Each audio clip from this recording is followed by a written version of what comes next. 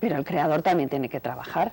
Picasso trabajaba mucho, trabajaba todos los días. Claro, esto es interesante, por ejemplo, si yo estuviera ante una audiencia de niños pequeños en un colegio, ahí tendría un porcentaje de 100 alumnos, de los cuales 10 tendrán un talento extraordinario. Y les diría, el talento sin trabajo, sin concentración y sin un objetivo y sin saber a dónde se va, no llega a ser creador. Continúa con el talento, pero no hace nada creador. Y eso explica por ejemplo, el síndrome de Asperger, que es un cerebro especialmente dotado, con una inteligencia de 180, muy superior a la nuestra, pero que normalmente acaban pues en un kiosco, conduciendo un autobús, a pesar de que son superdotados, porque no trabajan. Claro. Los creadores en cualquier campo, profesor, tienen características comunes. Sí, sí. Ahí en mi libro, La mente de los creadores, creo que al principio pongo unos rasgos de cuáles son algo común a todos los creadores. Efectivamente, creo que sí, que podemos decir que hay algo común y que se diferencia la mente de un creador de una mente normal en algunas cosas muy concretas. Usted también habla en su libro de que la primera función de la inteligencia es adaptarse al entorno. Sí. Los creadores se adaptan al entorno o muchas veces pensamos que son raros, que son gente que se margina en cierta forma de la sociedad, del resto de la sociedad. Dentro de esa pregunta hay tres respuestas. Primero, ¿qué es la inteligencia? En estos momentos la ciencia le diría, mire, el virus de la rabia necesita pasar por un gato o por un animal y después pasar al hombre para poder alterar la programación de ese cerebro, alterar los mecanismos de la agresión normal, que ese cerebro humano muerda y a través de la saliva inocule el virus a otro portador. Eso es inteligencia. En este momento cualquier biólogo le diría que la inteligencia no es una cualidad especialmente humana, que la especie humana no es la más evolucionada ni la más inteligente. Bien, ese es el primer concepto. Segundo concepto, la inteligencia debe ser dirigida por la emocionalidad. O sea, tenemos tres cerebros, un cerebro reptiliano, un cerebro de mamífero y luego el cerebro neocerebro, el cerebro nuevo, que sería propiamente humano. Bien, pues en realidad el cerebro debe estar dirigido por toda la experiencia de las otras especies que hemos sido y que de alguna manera continuamos siendo, y esa buena dirección en una dirección objetiva, pero desde el punto de vista de las emociones y del sentimiento, es lo que hace que la inteligencia sea productiva o no sea productiva.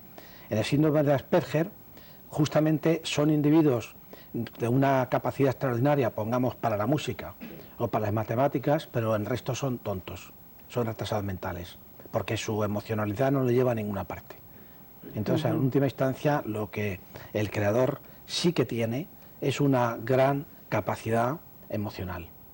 Siente el mundo, y por eso es por lo que no se adapta al mundo. Porque al adaptarse al mundo, el mundo es complejo, hay cosas de mucha enjundia, de mucho valor, y hay cosas que no valen nada, hay información basura, hay información científica, y el creador tiene que elegir, tiene que escoger, y estar dentro de aquello que merezca la pena.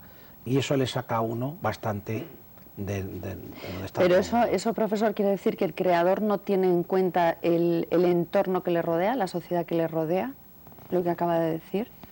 Yo pongo en mi libro que justamente uno de los problemas, por ejemplo, yo cuando estaba finalizando el libro, en cierta manera tenía una sensibilidad extremada para percibir el mundo como es. Me dolía tanta sensibilidad, me dolía tanta capacidad de percibir las cosas como son. Entonces tiene uno que eliminar información y salirse del mundo para centrarse en aquel mundo que merece la pena. O sería algo parecido a la madre que se queda embarazada, su cerebro se modifica, sufre cambios fisiológicos y llega a funcionar casi como un feto para adaptarse al cerebro del bebé. En ese momento la madre se aísla del mundo. Incluso nosotros Los especialistas nos damos cuenta que muchas parejas se rompen en el primer embarazo porque la madre se aísla completamente e incluso deja al marido fuera, porque hace una obra de creación. Para nosotros la creación suprema es la maternidad, porque es crear otro cerebro. Y entonces eso sería el ejemplo parecido a cómo el pintor, como Picasso, pintaba de noche, de día y a todas horas, aislado totalmente del mundo. Claro, ahora que ha citado usted este ejemplo, Picasso y la maternidad, dos creadores, bueno, vamos, los mayores creadores, uno de los mayores creadores de la historia, ¿cuál es el motor de la creación entonces? ¿Cuál es el impulso de la creación y del creador? Sí, eso... Si es que caminan separados. Sí, no. Yo creo que hay una motivación para crear complejísima.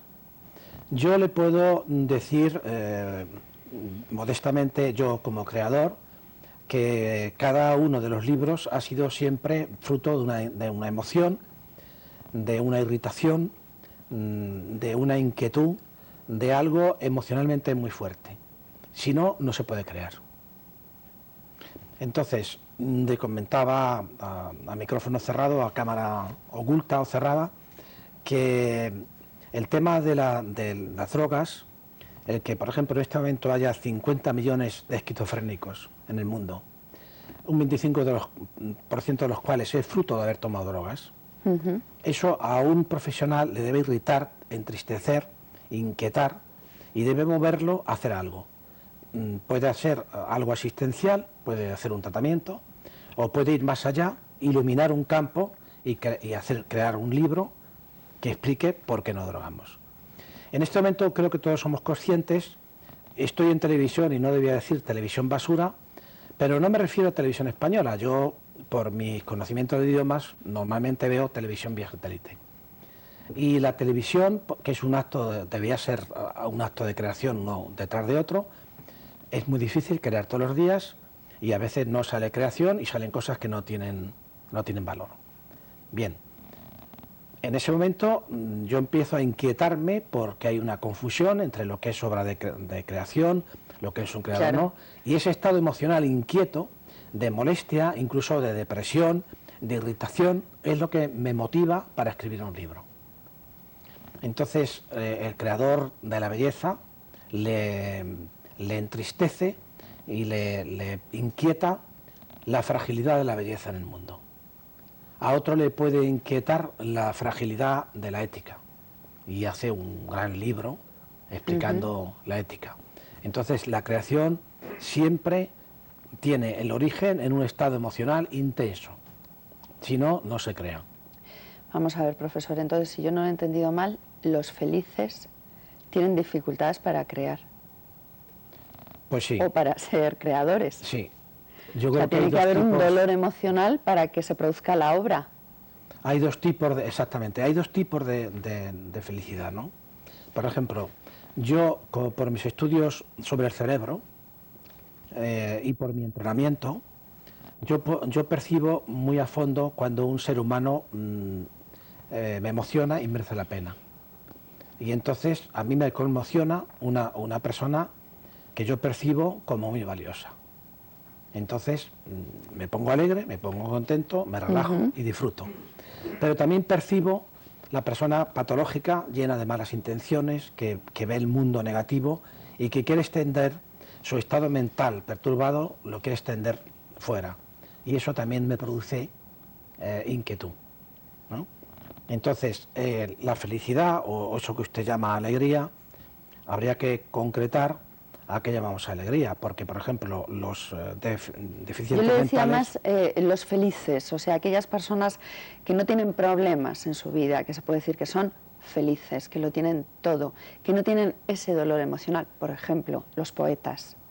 Sí, yo creo que efectivamente... El género de la poesía surge si no hay dolor, de un dolor emocional. Claro, si sí no hay mismo. dolor, creo que no puede haber creación. Incluso la nueva neurociencia dice que no hay aprendizaje si no hay dolor. Porque el no saber, el cerebro lo vive como una amenaza y como un dolor. Pero para aprender algo, para hacer algo, uno tiene que sentir que no sabe. En un tiempo actual como es el Internet nos da bofetadas a diario. Claro. Entonces hay que soportar el que no sabemos. Y de ese dolor de no saber, Entonces vamos a ser todos creadores también. deberíamos porque ser... tampoco aprendemos mucho. Aprendemos Ahora, poco. Claro, aprendemos poco, nos lo dan todo hecho ya. Aprendemos poco. E incluso le diría que la ciencia, la neurociencia actual, porque en mi libro, como usted habrá visto, hablo mucho de neurociencia, pues dice que el cerebro lo que hace es reconocer, más que conocer, lo que intenta es reconocer cómodo, quedarse muy cómodo y decir, no hay nada nuevo, esto yo ya me lo sé. Entonces, eso es el cerebro se defiende de esa manera, nos engaña. Por ejemplo, en la escritura, nosotros, el cerebro ve letra a letra, no ve palabras o frases. Y nosotros tenemos tendencia a leer, cuando vamos por la calle y vamos buscando una ferretería, todo lo que termina en IA son ferreterías. Y hemos leído ferretería, aunque no hay ferretería. Bueno, el cerebro nos engaña. Hay un investigador español de neurociencia que trabaja en Alemania, donde es profesor, cuyo el libro se titula El cerebro nos engaña.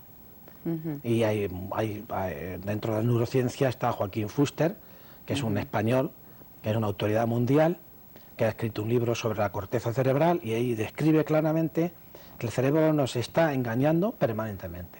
Y eso es una de las luchas de cómo se llega a ser creador, luchando contra el propio autoengaño o el engaño que el mundo nos quiere meter. Porque claro, hay mucha gente que nos vende mentiras, nos vende engaño o que nos quiere meter en la mentira en la que él vive. Y el creador por eso se aísla, por eso parece aislado, pero está más conectado el creador, más conectado que el resto de las personas, porque tiene más sensibilidad. ¿Y hay un límite de edad? No. Para ser creador. No. Uno puede darse cuenta y empezar a crear a la edad que sea. Da igual que sea más joven o más mayor. Tenemos un pintor español, Gaya, que tiene 90 años y sus obras son extraordinarias. Extraordinarias. Y en matemáticas, en medicina, no hay. Lo que sí es que el cerebro se deteriora muy pronto. Empieza a deteriorarse. Por eso se lo preguntaba. Sí, empieza a deteriorarse a partir de los 23, 25 años. El cerebro empieza a perder neuronas y a deteriorarse. Entonces hay mucha gente que tiene 30 años, está deteriorada, está vieja, no aprende, está rígida.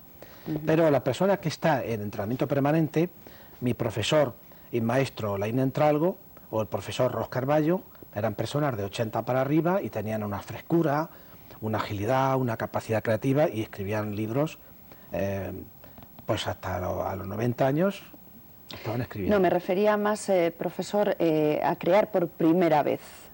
Igual. Lo mismo da.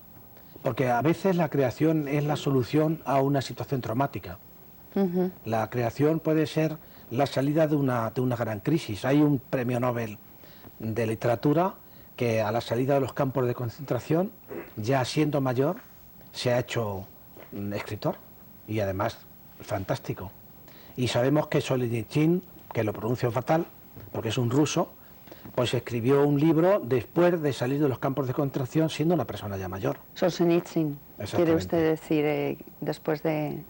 Después de estar en Siberia. O sea, por tanto, en cierta manera la creación es un método de autocuración. El cerebro, el ser humano, se cura teniendo actividades creadoras, creativas. Ahora hay una técnica para que los ancianos no se deterioren, que consiste en hacerles aprender algo lúdico cada día, sea parchís, sea bailar algo nuevo.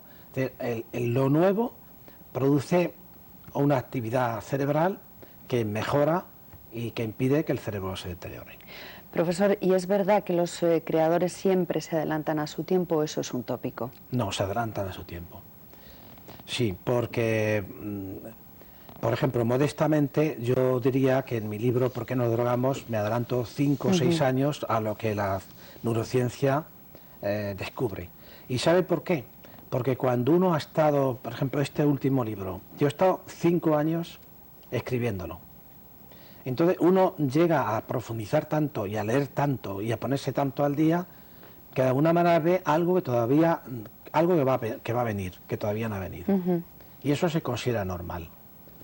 Yo diría que esto es tan importante como que la primera vez que se inventa la pintura, la escultura y el grabado en una sola pieza fue en Altamira, en las cuevas de Altamira, y estos señores tenían hace 40.000 años y se adelantaron a las técnicas actuales de grabado, de serigrafía, lo inventaron el futuro, se adelantaron, porque en ellos les iba la vida. Claro, ellos pintaban porque era una manera de captar el mundo complejo, de dominar y de controlar el mundo, y eso exige un esfuerzo grande que lleva consigo la creación. Profesor, ¿eso quiere decir que hay épocas y circunstancias que favorecen la creación más que otras? Estamos en una mala época para crear. ¿Por qué tenemos esa sensación de que todo está hecho y que lo que hacemos es repetir, copiar modelos?